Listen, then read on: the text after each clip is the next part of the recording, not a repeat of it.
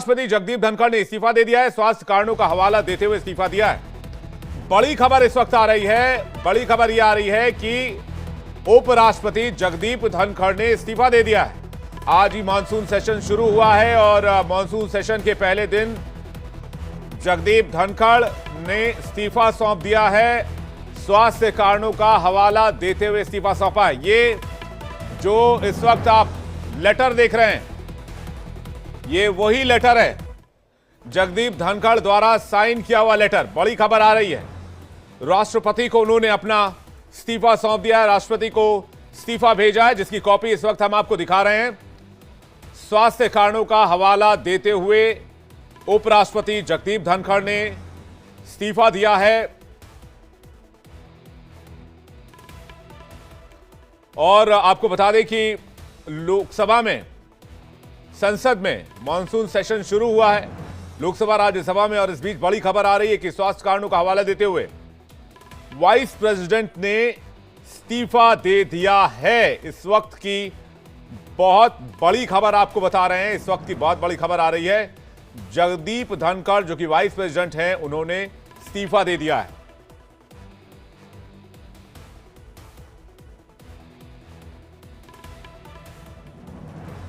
सुनील कौशिक जी को जल्दी से स्क्रीन पे लीजिएगा, एक छोटा रिएक्शन सुनील कौशिक जी का चाहेंगे, सीनियर जर्नलिस्ट है। सुनील कौशिक जी, इस वक्त एक बड़ी खबर आ रही है, लेकिन आज मॉनसून सेशन का पहला ही दिन था और अब खबर यह आ रही है कि वाइस प्रेसिडेंट ने स्वास्थ्य कारणों का हवाला देते हुए इस्तीफा दिया है। बीच बीच में हमने खबरें देखी भी हैं और आपने भी देखा होगा। तबीयत तो उपराष्ट्रपति महोदय की खराब थी ही, लेकिन इसके कई राजनीतिक कारण भी हो सकते हैं। अब राजनीतिक कारण क्या होंगे, मुझे लगता है कि देर रात तक चीजें छन के बाहर आ पाएंगी। लेकिन निश्चित तौर से आजकल आपने देखा होगा कि पिछले 2 या 3 माह से कई राज्यों के दौरे किए और दौरे में उन्होंने अपनी खुल के बात रखी। मतलब हम लोग देखते हैं कि एक उपराष्ट्रपति की, राष्ट्रपति की एक गरिमा होती है, एक प्रोटोकॉल होता है, लेकिन तमाम मुद्दों पर उन्होंने खुल के बात की, चाहे वो ब्यूरोक्रेसी हो, चाहे वो न्यायपालिका हो। और न्यायपालिका के बारे में तो उन्होंने कई बार आईना दिखाने का काम किया। निश्चित तौर से मैं कह सकता हूं कि वो प्रोटोकॉल को तोड़ करके और वो चीजें रखी जो ठीक ठाक, मतलब अच्छे अच्छे लोग नहीं बोल पाते। मल्लिकार्जुन खड़गे के साथ भी उनका विवाद काफी चर्चित रहा था लास्ट सेशन में। बिल्कुल, अगर कोई भी उपराष्ट्रपति के हमने तमाम बयान देखे होंगे, लेकिन कभी इतनी लाइन क्रॉस नहीं की। और ये कह सकते हैं कि बिल्कुल एक खुलकर के अपने बयानों के आधार पर वो चर्चाओं में भी रहे, चाहे वो न्यायपालिका को लेकर के हो, चाहे देश की राजनीति को लेकर के हो। तमाम बातों को लेकर देखा होगा कि जब पश्चिम बंगाल के एक सांसद ने उनके नकल उतारने का काम किया था उस समय, तब भी बड़ा गर्मा के साथ उन्होंने उसका जवाब दिया। तो निश्चित तौर से हम कहें उपराष्ट्रपति के बारे में, नेचर के बारे में कहें, जहां जितना मैं जानता हूं और मिला हूं, कि निश्चित तौर से वो किसी भी मुद्दे पर जी, मतलब और एक और बड़ा कंट्रोवर्सी हुआ था, जया बच्चन के साथ उनकी कुछ बातचीत, बहस हो गई थी संसद के अंदर। मैं कह रहा हूं ना विवेक, कई बार हमने देखा कि उन्होंने, जैसे अधिकतर कहते हैं ना, गोल गोल बात करते हैं, कभी मैंने उनको गोल गोल बात करते हुए नहीं देखा। निश्चित तौर से खुल के उन्होंने बातें कही, चाहे वो सदन की बात, भीतर की बात हो या सदन के बाहर की बात हो। और आज भी आज भी सुनील जी काफी हंगामा हुआ था। हमारे सहयोगी दृष्टि जुड़ रही है, उसके बाद राहुल लाल जी आपके पास आ रहा हूं इस खबर को लेकर। दृष्टि हमारे संवाददाता इस वक्त हमारे साथ फोन लाइन पर कनेक्ट हो रही है, उनके पास चलते हैं। दृष्टि, क्या जानकारी है आपके पास?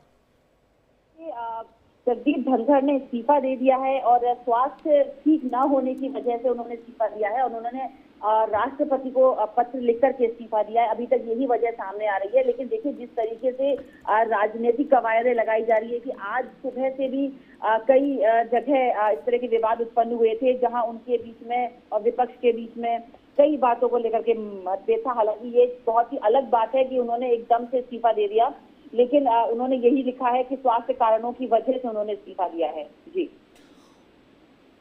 जी, आज देखिए क्वेश्चन इसलिए हो रहा है क्योंकि आज ही मानसून सेशन जो है शुरू हुआ है और अचानक से उनका इस्तीफा आना, बेशक उन्होंने रीजन लिखा है, स्वास्थ्य कारणों को लेकर लिखा है, लेकिन क्या इसके पीछे राजनीतिक वजहें भी हो सकती हैं?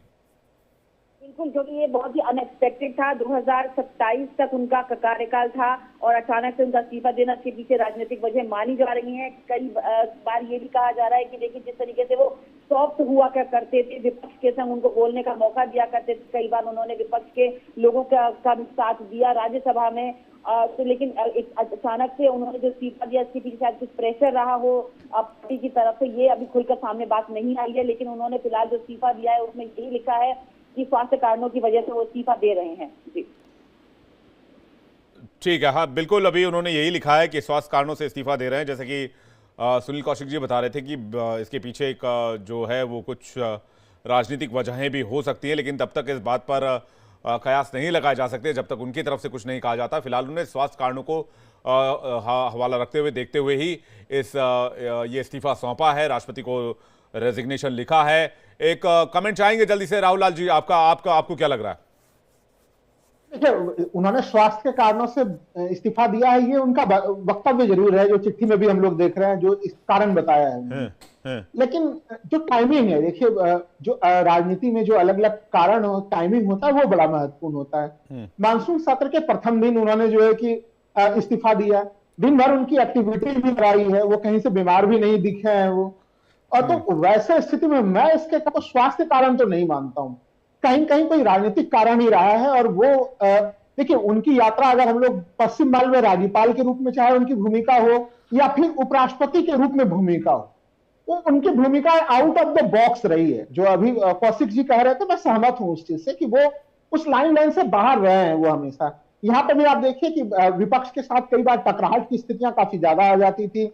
आज भी हम लोगों ने देखा कि जब वहां पे मल्लिकार्जुन खड़गे बोल रहे थे तो एक टकराहट जैसी स्थिति आज भी बन रही थी वहां पे राज्यसभा में। हालांकि राज्यसभा में आज बिल भी पारित हुआ है वहां पे, तो इन सब चीजों के बीच में तो वो दिन भर के कार्रवाई को देखते हुए कहीं से नहीं लग रहा था कि ये स्वास्थ्यगत के कारणों से वो शाम में इस्तीफा दे देंगे।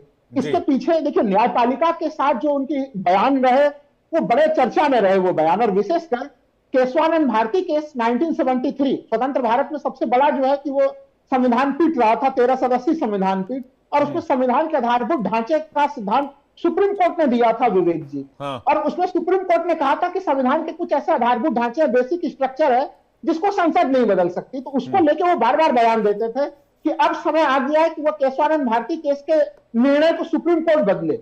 तो वो एक तरह से आप कह लीजिए कि सुप्रीम कोर्ट पे न्यायपालिका के ऊपर एक बड़ी टकराव। लेकिन वो अभी कहीं दिख नहीं रहा था ये मैटर, अभी आउट ऑफ द ब्लू आप बोले कि अभी तो ऐसा कुछ नहीं था, सेशन आज ही शुरू हुआ था। नहीं, अभी के समय में नहीं, मैं बताऊं कि जो पीछे इतिहास जो इनका रहा पिछले समय में, जो तो उस समय ये टकराहट की स्थिति देखिए। आज तो देखिए, ना तो उनका कोई स्वास्थ्य के कारण कहीं पे दिखाई दिया, आज तो उस रूप में कोई टकराहट की स्थिति भी नहीं थी। उल्टे आज तो जो है कि राज्यसभा चर्चा में इसलिए रहा कि वहां पे जेपी नड्डा जी जो है जब बोल रहे थे तो बड़े जोश खरोश के साथ बोल रहे थे जेपी नड्डा जी, और वही हिदायत दे रहे थे विपक्ष को कि आप जो कुछ बोल रहे हैं वो नोट नहीं होगा। तो जो राज्यसभा के सभापति को जो बयान देना था, जो जेपी नड्डा जी खुद ही वो बयान दे रहे थे। तो आज सदन के भीतर ऐसी कोई स्थिति नहीं दिखी जिस कारण से कि वो इस्तीफा देने के लिए मजबूर हो, या फिर उनका स्वास्थ्य के कारण से भी वो इस्तीफा देने के लिए मजबूर हो। लेकिन इसके पीछे पॉलिटिकली स्थितियां दिखती है। और एक चीज जिसकी तरफ मैं इशारा जरूर करूंगा, जो मैं सहमत हूं सुनील कौशिक जी के बात से, कि देखिए, चाहे वो लोकसभा अध्यक्ष का पद हो, चाहे वो क्या अपोजिशन को ठीक से टैकल नहीं कर पा रहे थे, क्योंकि अपोजिशन से उनका कन्फ्रंटेशन लगातार दिख रहा था। नहीं, ये एक बड़ा मुद्दा था। देखिए, अपोजिशन के साथ जो है वो संघर्ष की स्थिति कई बार जो है वो सीमा क्रॉस कर रही थी। मैं इसी लाइन की तरफ आ रहा था कि जो राज्यसभा का सभापति यानी उपराष्ट्रपति देश का, वो एक लाइन लेंथ होता है वहां पे कि आप कहीं कहीं जब उस पद पे होते हैं तो आप सबके होते हैं, सबों के होते हैं। उस दृष्टि पे वो भाव वो प्रकट नहीं कर रहे थे। वो लगातार लाइन प्रकट करते हुए कहीं कहीं पार्टी के प्रति प्रतिबद्धता ज्यादा और दिख रही थी। वो राज्यसभा के सभापति और उपराष्ट्रपति वाला जो एक रोल होता है, जो प्रोटोकॉल होता है, उसको वो लगातार तोड़ते हुए नजर आ रहे हैं। नहीं, इस मामले में मुझे तो न्यूट्रल नजर आए, हो सकता है आपका ये नजरिया हो। मैं एक जल्दी से एक रिएक्शन चाहूंगा, सुशील व्यास जी इस मामले में क्या कहेंगे। एक लाइन ये भी है कि एक 75 वाला जो मैटर चल रहा है, 1951, अगर मैं ठीक हूं तो 1951 18 मई को जन्म दिवस होता है हमारे वाइस प्रेसिडेंट जी का, क्योंकि अभी वो हैं, उन्होंने इस्तीफा ही सौंपा है, अभी रेजिग्नेशन शायद एक्सेप्ट हुआ नहीं होगा, तो अभी तो बने हुए हैं वो। तो ये भी एक क्वेश्चन के दायरे में आता है। मैं एक सुशील व्यास जी से एक रिएक्शन चाहूंगा, राहुल लाल जी इसके बाद में आ रहा हूं आपके पास। सुशील व्यास जी। संवैधानिक पद पे आदरणीय धनखड़ जी हैं और उन्होंने किन कारणों से इस्तीफा दिया, अब अभी अभी आपने ब्रेकिंग न्यूज दिखाई है, उस पर बहुत ज्यादा हम लोग चर्चा करें, वो शायद ठीक नहीं रहेगा। हाँ, मैं राहुल जी को बड़ी विनम्रता के साथ कहना चाहता हूं कि जिस केशवानंद भारती वर्सेस केरला गवर्नमेंट के जजमेंट, 13 जजों के जजमेंट को आप जो कोट कर रहे हैं, उसको कभी उपराष्ट्रपति जी ने सदन की पटल पे या सदन के बाहर ये नहीं कहा उसको बदलने का मौका, उन्होंने कहा उस पर विचार करने का मौका। बदल तो कोई सकता नहीं, चाहे उपराष्ट्रपति कहे या कोई कहे। वो 13 जजों का जो आज तक की भारतीय के संवैधानिक इतिहास में सबसे बड़ी पीठ ने जो ये करीब 89 डेज बहस चला के जो जजमेंट दिया है बहुमत के आधार पे, 6-7 के आधार पे, राहुल जी उसको छेड़छाड़ करना बहुत मुश्किल है, विशेषकर हमारे जो फंडामेंटल राइट्स है उसके ऊपर। बाकी तो संविधान सर्वोच्च है, संविधान कानून नहीं बनाएगी तो कौन बनाएगा? संविधान, संसद संविधान के आधार पे कानून नहीं बनाएगी, कौन बनाएगा? एक विषय अलग चर्चा का है, उस पर आज हम चर्चा न करें। आज अभी उन्होंने इस्तीफा दिया है, समय के साथ बात आएगी। अभी हमें मान लेना चाहिए स्वास्थ्य के आधार पे उन्होंने दिया है। अब मान ली चूंकि उपराष्ट्रपति पद पे थे, राष्ट्रपति जी अपनी जगह पे हैं और राज्यसभा के उपसभापति हरिवंश जी हैं, तो कोई संवैधानिक खतरा इस समय बहुत इमीडिएटली इमरजेंसी वाला नहीं, लेकिन तो अगर इस्तीफा तो कल भी हो सकता था ना व्यास जी, वो सेशन के पहले दिन। और जैसे कि राहुल लाल कह रहे हैं कि आज सदन भी अच्छे से चली है, जगदीप धनखड़ जी भी जो है वो। मैं आपको एक लाइट जवाब देना चाहता हूं। अभी हमारे भाई किशोर भाई कुछ बोल रहे थे, जो बोल रहे थे वो क्या उनकी दल की लाइन है क्या? नहीं है वो, लेकिन वो मैं जानता हूं, मेरे भाई हैं, वो स्वच्छंद बात करते हैं। तो कोई चीज धनखड़ जी के मन में क्या आई, क्यों आई, किस आधार पे ये उन्होंने इतना बड़ा फैसला लिया? दिन भर वो राज्यसभा की अध्यक्षता कर रहे थे, तो हमने भी देखा उसको, उनकी एक्टिविटीज। लेकिन अचानक स्वास्थ्य के आधार पर अगर उन्होंने इस्तीफा दिया है तो बाकी अन्य बात सामने आवे, जब तक संवैधानिक पद पे बैठे हुए आदमी की लिखित में दिए गए कारणों को हमें मान लेना चाहिए। जी, शिवानंद हुलियालकर कुछ कहना चाह रहे हैं। शिवानंद जी।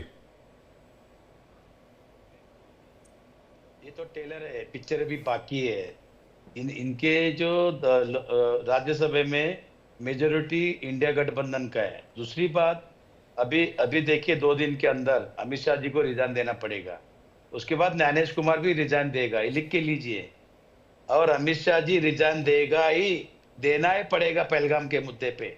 ये लोगों ने झूठ पे झूठ जुमलेबाजी कर रहे हैं, पूरी तरह से बीजेपी आरएसएस ये 40 पार्टी लेके चल रहे, पूरी तरह से फंस गया है।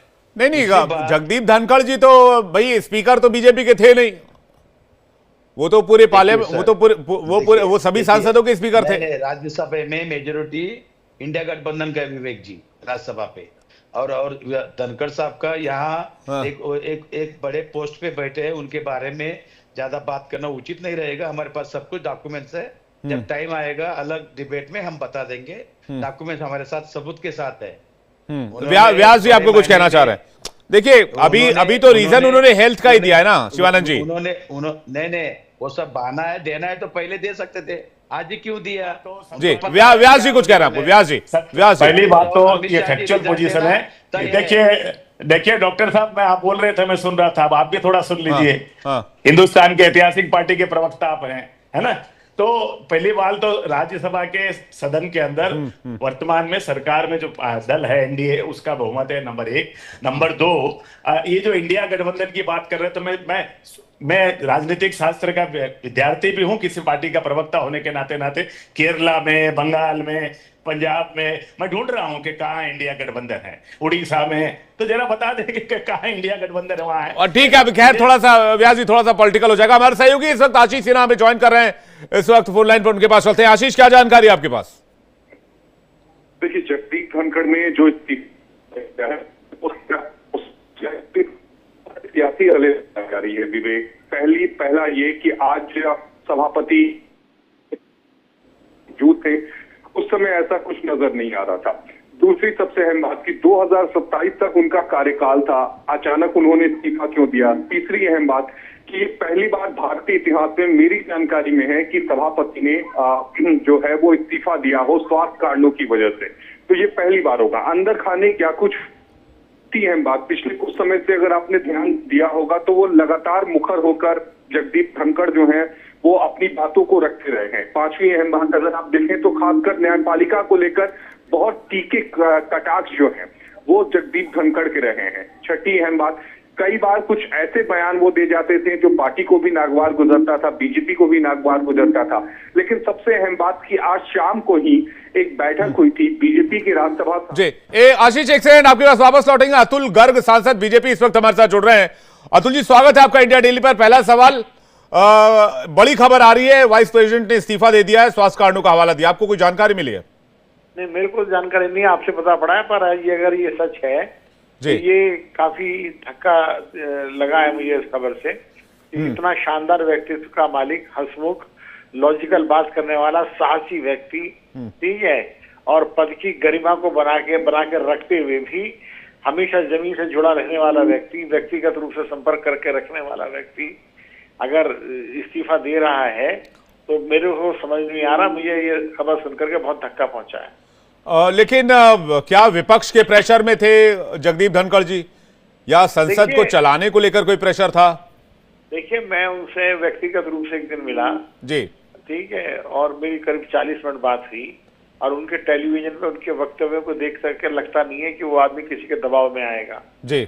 लेकिन कुछ ना कुछ तो हुआ ही है, और उनका वास्तव में स्वास्थ्य खराब हुआ है या क्या कारण हुआ है मुझे नहीं पता जी। लेकिन कल तक वो जस्टिस वर्मा के खिलाफ अभियान जो उसमें मुकर रहे हैं वो जी। तो इतना शानदार व्यक्ति का इस्तीफा स्वीकार नहीं करना चाहिए जी। मेरे ख्याल से इसमें प्रेसिडेंट और प्राइम मिनिस्टर जरूर दखल देंगे। देश की इच्छा है कि ऐसा इतना अच्छा नेता अभी उनको नेतृत्व करना चाहिए था। अतुल जी, एक आखिरी सवाल जल्दी से बता दीजिएगा, क्या विपक्ष के व्यवहार से कहीं आहत तो नहीं हो गए जगदीप धनखड़ जी? लगातार कंट्रोवर्सी देखी हमने, कई सांसदों के साथ उनका कन्फ्रंटेशन देखा हमने, कई एलिगेशन देखे हमने, जया प्रदा वाला वो मामला भी देखा। इसके अलावा मल्लिकार्जुन खड़गे के साथ लगातार वो कन्फ्रंटेशन में रहे, संसद के अंदर भी कई बार उनके साथ तीखी नोकझोंक हुई। देखिए, एक दृढ़ व्यक्ति के दिल में एक सख्त एक ठोस आदमी के व्यक्तित्व में एक संवेदनशील दिल भी धड़कता है, बिल्कुल धड़कता था, और वो बहुत संवेदनशील भी थे।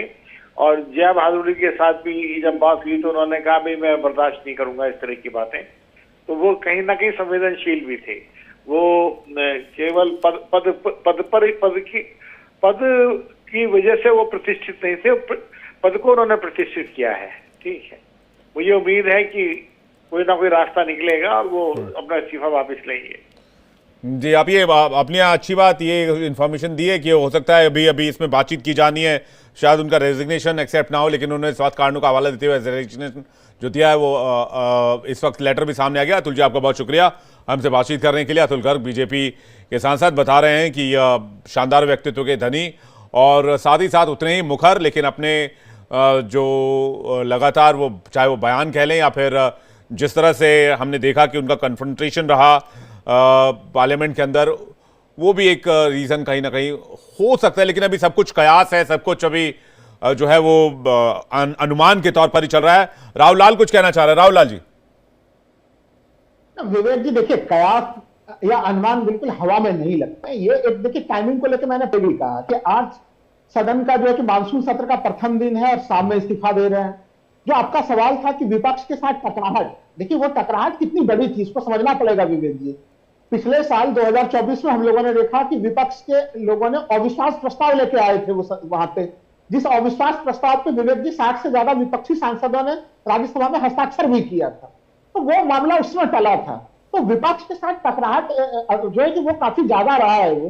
तो उस स्थिति में हाल के समय में जो चुनाव हुए हैं उस चुनाव में विपक्ष की ताकत में भी वृद्धि हुई है। नहीं, वो पोजीशन देखिए आप, वो लोकसभा माफ कीजिएगा वो स्पीकर पद पे बैठे हुए राज्यसभा में। दूसरा ये कि वो वाइस प्रेसिडेंट है। तीसरा ये कि वो एक सम्मानित पॉलिटिशियन भी रहे हैं, गवर्नर रहे हैं। वहां पर जाकर कन्फ्रंट करना, वेल में चले जाना, स्पीकर के बात को फॉलो ना करना, मिसबिहेव करना, यह भी तो एक रीजन हो सकता है। देखिए, मैं नहीं मानता कि ये रीजन है, और वो इस रीजन से तब तो उनको इस्तीफा देना होता तो पहले दे देते। अभी तो आज तो मैंने कहा कि आज तो सदन में उस प्रकार की घटना भी नहीं देखी जैसी घटना हम लोगों ने 2024 में देखी थी। तब तो उन्होंने भारी संख्या में, आपको याद होगा विवेक जी, जब लोकसभा से भी भारी संख्या में जो है कि विपक्षी सांसदों को निष्कासित किया गया था, राज्यसभा से भी निष्कासित किया गया था। तो वो परिस्थितियां आज नहीं है, वो क्यों हटे फिर भी? तो ये कारण स्वास्थ्य का बिल्कुल नहीं है, ये कारण राजनीतिक कारण है। और हमें लग रहा है कि मैं शिवानंद होलियारकर जी की बातों से काफी सहमत हूं। क्या कि देखिए, परसों इंडिया अलायंस की बैठक एक तरह से लंबे समय बाद हुई और उसको 24 पार्टियों ने भाग लिया। आम आदमी पार्टी, अभी भी आप देखिए कि इंडिया अलायंस की ताकत वो है जो लोकसभा चुनाव 2024 के पहले दिख रही थी। आम आदमी पार्टी केवल हटी है और उसका कारण है पंजाब का विधानसभा चुनाव। टीएमसी ने कौन सा भाव दिया आप लोगों को? समाजवादी पार्टी ने भी आज सदन में रवैया दिखाई दिया आप लोगों को। क्या बात कर रहे हैं आप विवेक जी? देखिए, अब आप सोच के देखें कि क्या समाजवादी पार्टी और तमाम लोग जो राष्ट्रीय मुद्दे हैं उस पर तो लोगों का उन मामलों में तो सभी पार्टियां एक हो ही रही है, चाहे टीएमसी, समाजवादी पार्टी हो, तमाम दूसरे लोग हो। तो मुझे अभी भी दिख रहा है मुझे कि इंडिया अलायंस जो है वो और भी पहले की तुलना में ताकतवर होता हुआ दिख रहा है। और उसके धमक के कारण शायद बीजेपी को लगा हो कि ज्यादा अच्छा है कि अब ऐसे स्थिति में टकराहट को अगर इस रूप में रखते हैं हम लोग, तो थोड़ा 4 कदम पीछे रख के जो है कि स्थिति को सामान्य रूप से सदन को चलाने का प्रयास होना चाहिए। लेकिन आज के दिन की कार्य में ना तो विपक्ष की तरफ से ऐसी कोई घटना घटी है, ना सत्ता पक्ष की तरफ से ऐसी घटना सदन में हम लोग को देखने के लिए मिला है। नहीं, लेकिन आप खुश तो हो रहे हैं, मतलब आपकी बातें खिली हुई हैं।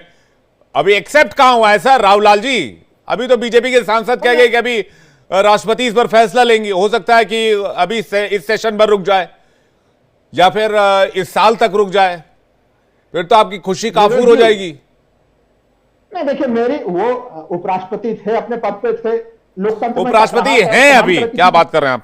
हाँ, अभी नहीं, उपराष्ट्रपति हैं वो, तो वो अगर पद पे है नहीं है वो कोई खुशी का मामला नहीं है। मामला यह है कि हमारा लोकतंत्र मजबूत रहे। और आज जो उन्होंने सदन की कार्रवाई चलाई है उसमें उस रूप में वो तिखापन, वो टकराहट मुझे दिखाई भी नहीं दी है। तो इसलिए अभी वो परिस्थितियां भी नहीं।